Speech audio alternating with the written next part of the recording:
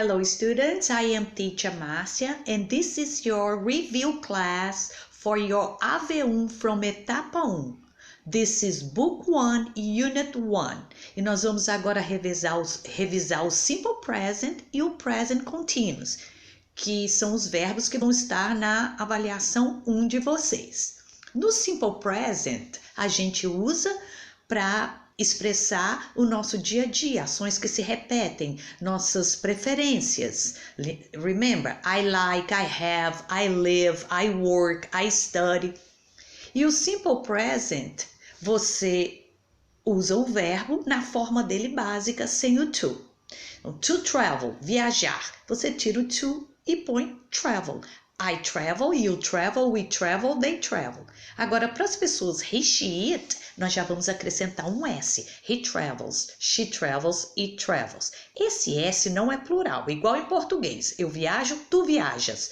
Tu é uma pessoa só e tem S. Então, esse S é para conjugação. Então, he travels to Canada every year. Ele viaja ao Canadá todo ano. I travel to Canada every year. Eu viajo ao Canadá todo ano. Então, para as pessoas I, you, we, they, o verbo não muda. E para he, she, it, nós vamos acrescentar, no caso do travel, um S. No present continuous, que já é um tempo verbal que vai descrever o que eu estou fazendo agora, I am speaking now, eu estou falando agora, nós já vamos formar com o verbo to be e o verbo principal com ing. Esse ing quer dizer ando, endo, indo. Então, I am traveling now, eu estou viajando agora. Para o he, she, it, o verbo to be que a gente vai usar é o is. He is traveling now. E para as pessoas you, we, they, o verbo to be é are. They are traveling now. Eles estão viajando agora. Então, para a pessoa I, nós vamos usar am. Para he, she, it is, you, we, they are. E o verbo principal, que vai dar o sentido da frase, com ing. Esse é o present continuous, na forma afirmativa. Agora, vamos continuando aqui a forma afirmativa do simple present.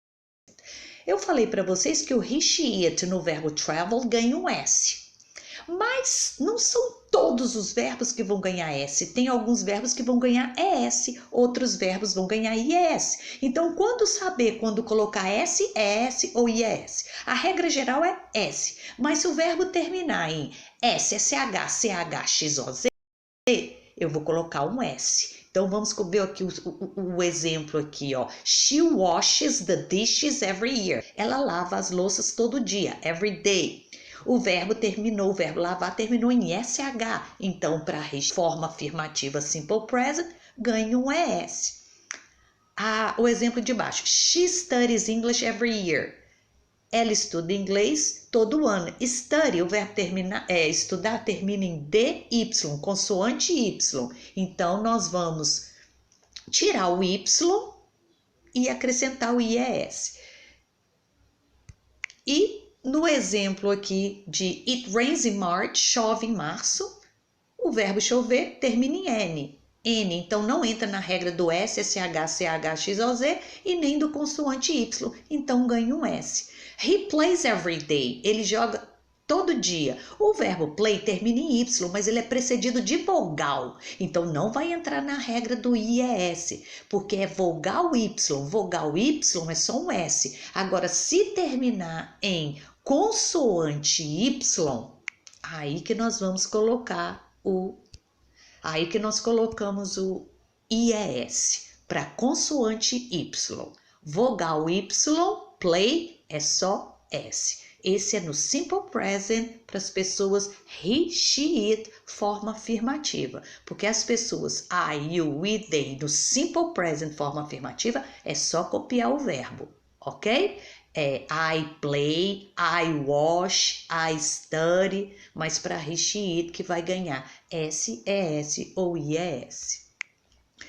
No present continuous, na forma afirmativa, que eu falei que é só colocar ing no verbo principal, antes nós vamos colocar o to be, dependendo da pessoa. I ganha am, he, she, it ganha is, e you, we, they ganha are. Mas no verbo principal que a gente põe ing, se o verbo terminar em primeiro eu tiro esse para depois pôr ing. O verbo aqui, ó, to write, escrever. I am writing now. Eu estou escrevendo agora.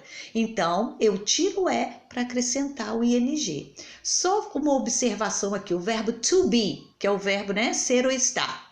Se eu falar, você está sendo egoísta, you are being selfish. O E do to be, ele não sai, porque ele tem som, be. No caso de write, o som termina em T, o E é mudo, write. Aí nós podemos tirar o E e pôr ing, writing. Mas no caso do be, o E é pronunciado e vai continuar sendo pronunciado com ing. Então, you are being selfish, você está sendo egoísta. É uma exceção, porque na maioria todos os verbos que terminam com um E, tira o E e põe ing. E os verbos que terminarem consoante, vogal, consoante, que uma sílaba, sílaba tônica, run, o verbo correr, eu estou correndo, I am running, a gente dobra a consoante final, alright? Então agora vamos passar para a forma interrogativa. Como é que a gente vai perguntar no simple present? Quando as pessoas forem I, you, we, they, a gente põe o do na frente. O verbo não muda. Do you travel every year? Do they travel every year? Eles viajam todo ano? Yes, they do. No, they don't. A resposta curta é com do afirmativa e don't na negativa. Pergunta começou com do, resposta com do ou don't. Já para he, she, it, a pergunta vai começar com does. Does she travel every year? Aí repara que o verbo travel voltou ao normal, tirou o S, porque já tem ES no auxiliar does, do presente. Do e does não tem tradução. Ele mostra que o verbo principal da frase, no caso aqui travel, vai ser conjugado no presente. Do you travel? Você viaja? Você não vai perguntar você viajou ou você viajará, porque o do no início da pergunta mostra que o verbo está no presente. E o does no início da pergunta mostra que o verbo está no presente. E lembrando que na interrogativa o verbo não ganha S, nem ES, nem ES. Isso é só na forma afirmativa. Então, does she travel every year? Yes, she does or no, she doesn't. Pergunta começou com does, resposta com does ou doesn't. Já a interrogativa do present continuous é mais fácil. É só colocar o to be no início da pergunta. Am I traveling? Are you traveling? Is he traveling? Yes, he is. No, he isn't. A pergunta começa com is, na resposta vai ser is, ok? Is he? Yes, he is. Are we? Yes, we are, ok? E a forma interrogativa, não, isso aqui nós já passamos. Então agora é a forma negativa do simple present. Se para perguntar eu coloquei do na frente, para negar eu vou pôr don't. Então, I don't travel, you don't travel. Então, as pessoas I, you, we, they, a gente põe don't no simple present.